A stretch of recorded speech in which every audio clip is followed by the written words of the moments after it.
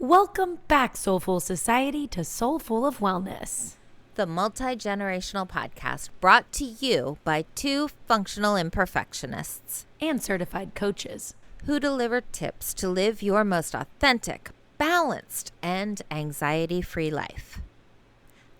Thank you for joining us again for another week of wellness goodness. Woo! And if you're new here at Soulful of Wellness, welcome and thanks for being here.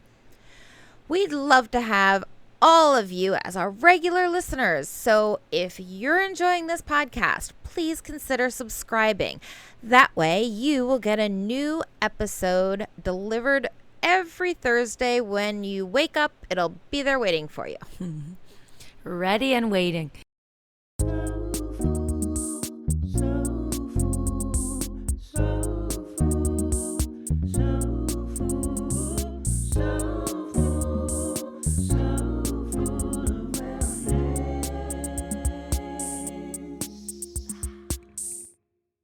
If you haven't yet rated and reviewed Soulful of Wellness, we would love to have you help us out by tapping that 5th star and providing a few words of feedback, like Julianne did. Julianne, you are a star. Thank you so much. We are deeply grateful for your incredible review. We're going to read it because we have to. We got to read these reviews, guys. Gas ourselves up. And we just like hearing it, reading it, seeing it over and over again. It's so beautiful. Thank you so much for taking the time to put your thoughts down and giving us that feedback that just feels so good, gives us life, and keeps us going. Amen. So the review says, so motivational. I've been recently really struggling with balance and finding a manageable way to go about planning for my future because of my all or nothing thinking. I've only listened to 2 episodes and I've already gained so many tools to help me fight my inner critic. Love this podcast. Definitely one of my new favorites. Julianne, you are one of our new favorites. Thank you so much for your beautiful review. Today, we are re-releasing one of our favorite episodes. An oldie but a goodie. Absolutely. This topic has been coming to mind, showing up in our lives, and we thought, what a better time to revisit it in this time of transition as we all navigate through fall. So, the topic, why you need to protect your energy. We chat about how to stay rooted in your personal power by dismantling the energy vampires who are wrecking your vibe. Fun fact about this episode, it was our 52nd episode, marking 1 full year of Soulful of Wellness. Woohoo! So now that we're over 2.5 years, closing in on 3 years of podcasting, seems hard to believe. This was 1 year into this whole thing. So cute. It feels like so long ago. It really does. But that's the beauty of health and wellness. It's timeless, y'all. It's timeless. I really enjoyed listening to this episode a few times this week around protecting your energy, warding off the energy vampires, and stepping back into your personal power. It's important to get refreshers. It's funny how these types of topics tend to come up in divine timing, like when we need them the most. So if you clicked on today's episode, it's probably because this is resonating with you, and we really hope you enjoy it. Feel free to give us that feedback when you leave us a rating and review. We love you guys. See you on the other side. Today we're talking about taking care of yourself and protecting your own energy. So take out your prescription pad because today we are going to write a prescription for personal boundaries that work for you. Yes, your energetic wellness is just as important as your physical wellness. Your energy can be affected and impacted by pretty much anything, whether it's a person, a situation, an environment, or a trigger. They're everywhere. The drama's everywhere. So we want to get into why boundaries are important, because boundaries seem to be this elusive idea in the world of wellness, and maybe you're seeing it on the internet places, And we want to clear up any mystery that's around this idea of setting boundaries, because I feel like wherever you see it, it simply just says, oh, just set boundaries. Like it's no big deal. So we want to be real. Like, oh, thanks, I forgot. But now that you reminded me, great, I'm going to go do that. Sure, let me go set boundaries. Like, what does that even mean? So we're going to get into that and how exactly to do that. Right, getting down to the nitty gritty of how to do that in a way that works for your life. Yeah, we don't want to give away our power and give away our energy to situations, to people, to things that we can't control. We don't want to give too much or let it consume you. Right, I feel like we've talked, not recently, but we've talked in episodes about the vampires, the energy suckers. And Kaelynn, you and I have also talked about the dominant energy people who tend to be energies that just don't vibe well with me. And maybe that's why they feel so dominant. I feel like some people just have this energy that swoops in like a low pressure system and just changes the air around them, everything around them. And if I'm not on my toes, I get swept away in the current. The next thing I know, I'm like, why am I feeling like this? Why am I in a funk? I think I was fine earlier. What the heck happened? Completely. I've been finding myself sort of giving my energy away subconsciously to situations that are stressful and out of my control. And so, I mean, let's get into how. Like, how can we protect our vibe? Because bottom line here, the foundation that we love to talk about, because it is an absolute truth. Self-care is not only not selfish, but is the most important aspect of your well-being. And part of self-care is preserving your energy, protecting your energy. Our first tool is a Kaelynn special. And this is something she taught me, 2-ish years ago. A tool she's used herself for many years. I have employed to great effect in my own life, particularly in situations like the one I just described, where the dominant energy personality sweeps through. I'm going to let Kaelynn have this one because it's all her and I love it. Thanks, Kit. This is called the protection bubble. So this is especially for you if you really find help with visualizations. All you have to do is design and imagine a bubble around you, your entire being. You can even pick a color, which is just a fun and playful way to set the tone of maybe what kind of bubble you want around you. Either way, you have a bubble around you. When you're going to a situation, when you're going into an environment where a person's going to be that you know could trigger you if you're going to a stressful situation. So nothing can get through this bubble. It is impermeable. Nothing comes in, nothing goes out. You set the tone. I'm protecting myself. You can add a mantra before you go into the situation. You turn on the bubble in your mind and you visualize it. So nobody's energy is going to get in there. And it is a very empowering tool. Yes, because you're a little bit of a superhero. Yeah. When I do it, I push the mental button and this protective force field of energy comes up around me. Yeah. Mine isn't close into my skin. It's more like a snow globe effect. I have a little bit of space, so I don't feel claustrophobic in there. It's actually quite nice. I like being in there. It's comfortable. Right. I have plenty of room to breathe. Yeah. And I can see and hear barbs and jibes. Even if it's not at me, I just don't like when people are not speaking kindly or respectfully to each other. It happens. It happens in the workplace. It happens in meetings, and people get heated and possibly a little too heated to even be productive any longer. Those are the times where I just enact my little protection bubble. It goes up, and I'm sitting there kind of internally smiling. I don't want to smile externally because people might start to think I'm a little crazy there, and maybe I am, but they don't need to think that. So I'm sitting inside my bubble thinking, oh my gosh, look, that one just ricocheted off the top. Thank you, bubble. That one went right sailing on over, and I'm okay, safe and happy inside. Perfect if visualizations are your vibe. Try it out. Try it out before you go to the next family barbecue. Try it. Stressful work environment. Try it. Right? Tool number 2 for protecting your energy and setting good personal boundaries. Sometimes you just notice your vibe is off. You're not feeling it. You get home from a situation, and for some reason the energy has stuck with you. It's like stuck around. You can still feel it, and it doesn't feel good.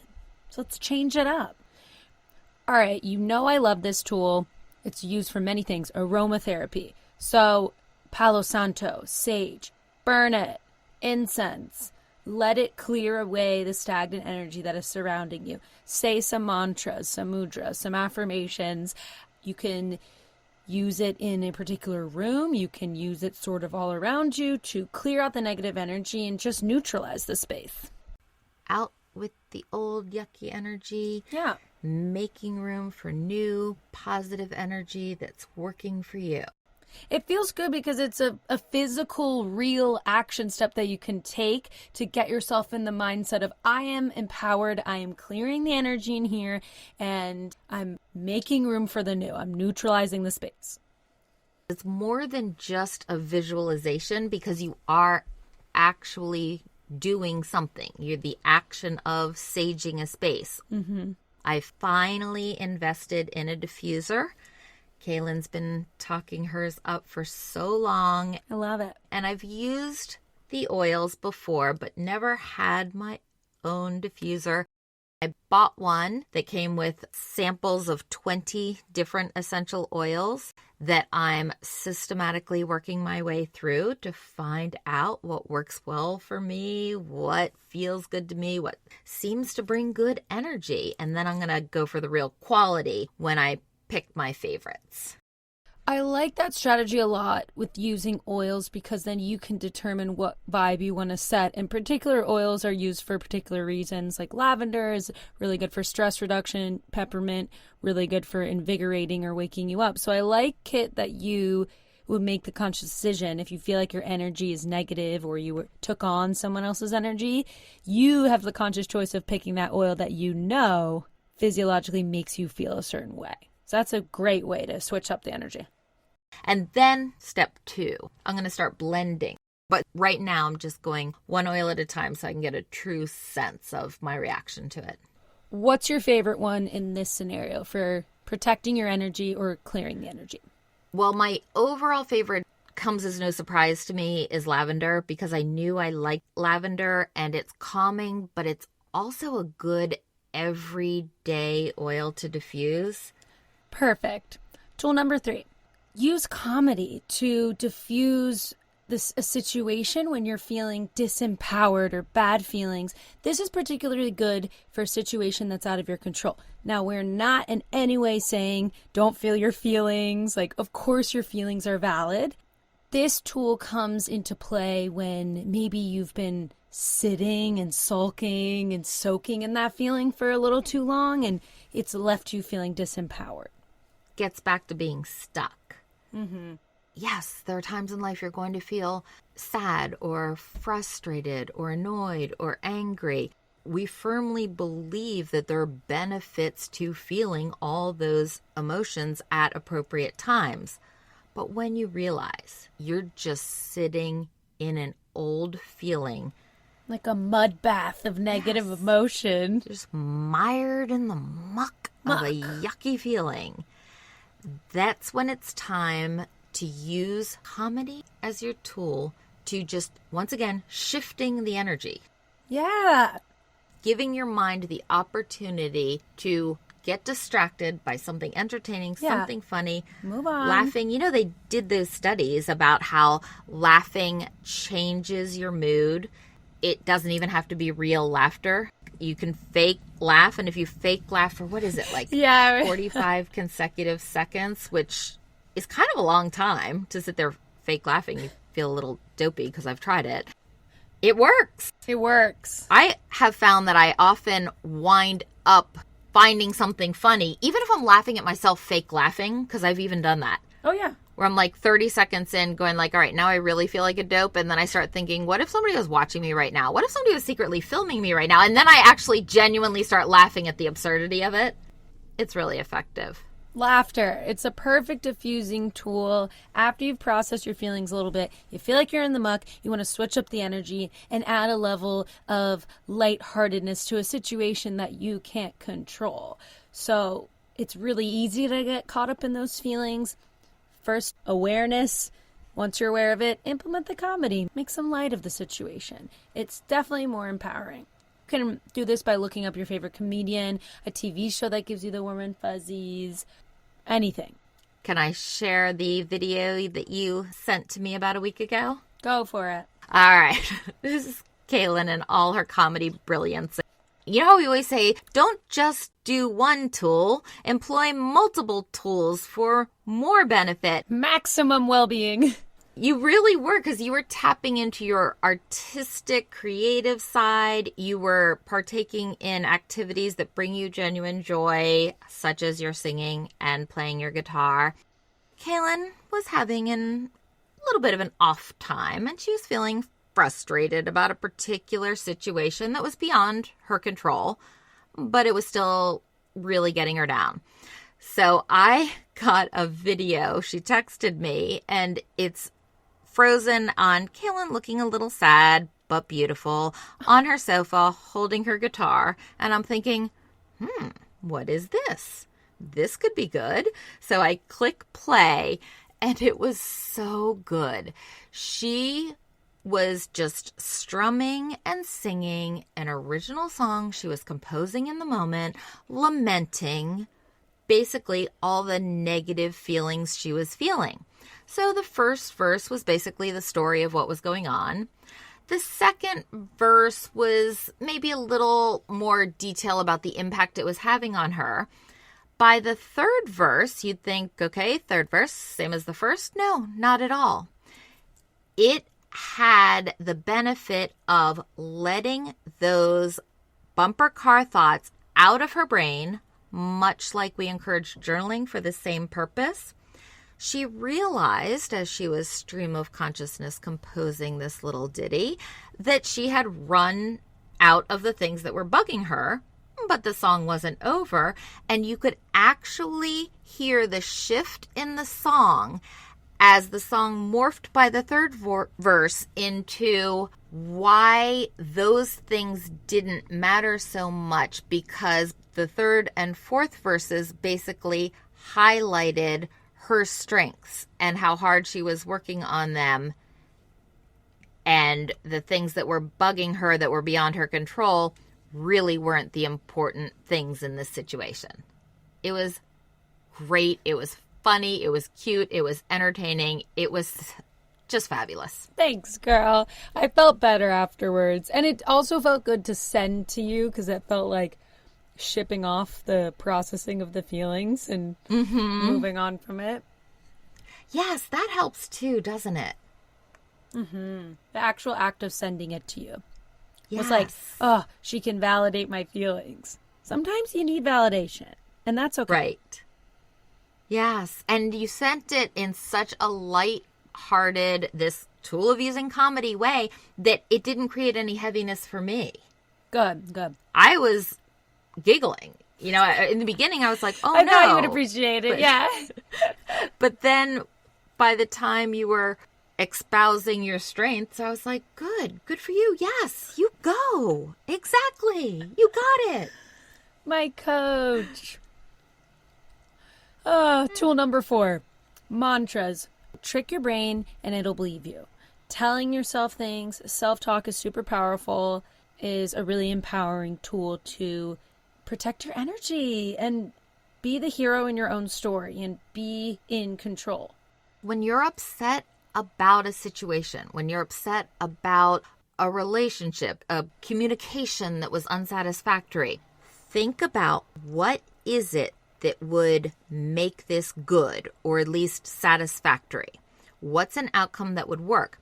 Write a simple phrase or sentence and say that, even if it's not true yet. I am free from conflict. Good one. I am free from conflict. I am unencumbered. I am stepping into my power.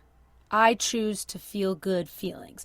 I am worthy of good feelings. Yes. Worthy. I am worthy of inner peace. Yes. Yes, I am worthy blank. Always good. Mm-hmm. I am worthy of happiness.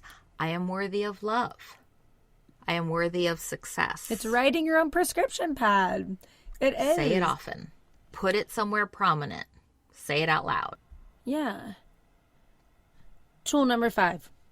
Choose your media wisely. So what you're intaking is going to leave you feeling some type of way. I mean, if you're watching a horror movie, right, for example, you're going to feel these like scared feelings, obviously. So be cognizant of how much media you're intaking, how much news you're watching, how much time you're spending scrolling on social media.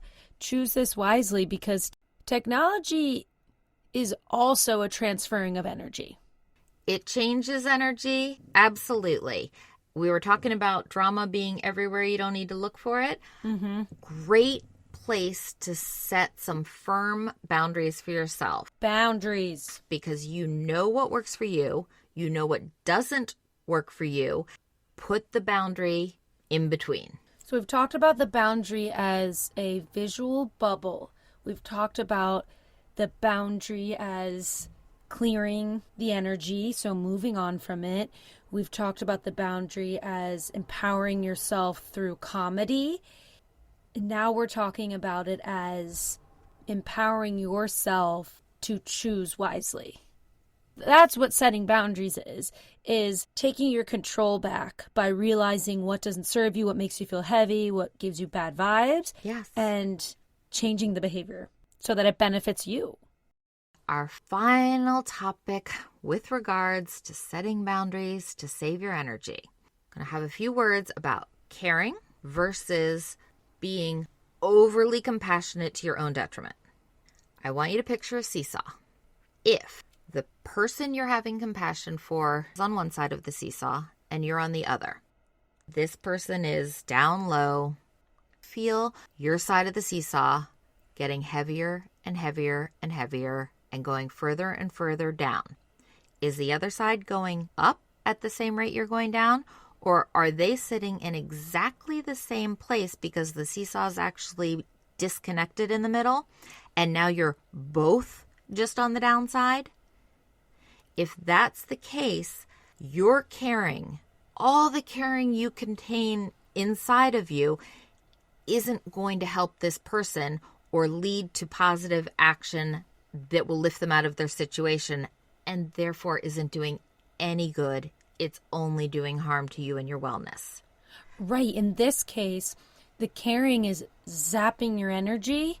At what cost? It's zapping your energy, but they're still in the same situation they were. Now you don't even have any energy to actually be of use or be helpful or put that caring to action. Right. To be of service in some way to make an actual difference in someone's life. You need to protect your own wellness so that you are available to help others, to be of service to others, to provide support, love, guidance, caring to other people in your life. Keep that compassion in check. You taking on other people's pain and you taking on their energy, trust me from experience, doesn't make their seesaw go up. Maybe you would feel like it was worth it if, you took on the energy, your seesaw's on the downside, and theirs went up a little bit. You would think, okay, yeah, it worked. Mm-hmm. They're feeling better. There are times in your life where you have the capacity to do that. Things are clicking for you. You've been sleeping well. You've been eating well. You've been exercising well. And you can take on a little bit of someone's baggage when it actually helps them. And then there are other times when you're the person who might need a little help. But if you're just taking it on and it's not actually helping the other person, that's where you need to cut yourself off, step away, acknowledge it doesn't mean you don't care. You do care. You care way too much. You're depleting yourself. By caring too much, you're not going to be able to help them now or in the immediate future. You need to go back, refuel, take care of yourself, build up some reserves, and then you are in a place to be of service to others. Right. I like this idea of reverse psychology. If you're in the situation where you're going through something really tough and you have a person close to you caring about your well-being, empathizing with you, how would you feel if they took on your pain and you're still in pain? And now your friend's in pain because you're in pain. How would that make you feel? Knowing that they're depleted. Yeah. Not good. Right. I'd be thinking, thank you, I guess, but no thank you. Yeah, no, what? Now I You're not just in feel control. worse that I know I brought you down. And now we're in this cycle of back and forth feeling bad that we made each other feel bad. A vicious cycle. Then you might not want to go to that person for those situations. And then it sort of backfires. So if we can just protect ourselves, if we can set those boundaries, we have more energy to actually be of service to our loved ones, to people we don't know who need our help. Exactly. Put your mask on first. You have to be healthy first. Protect your wellness. Hope you learned a little bit more about what actually setting boundaries looks like, what it can do for your wellness, and why you should protect your vibe. Thank you so much for listening. We look forward to seeing you again next week. Peace, love, and light. Peace, love, and light.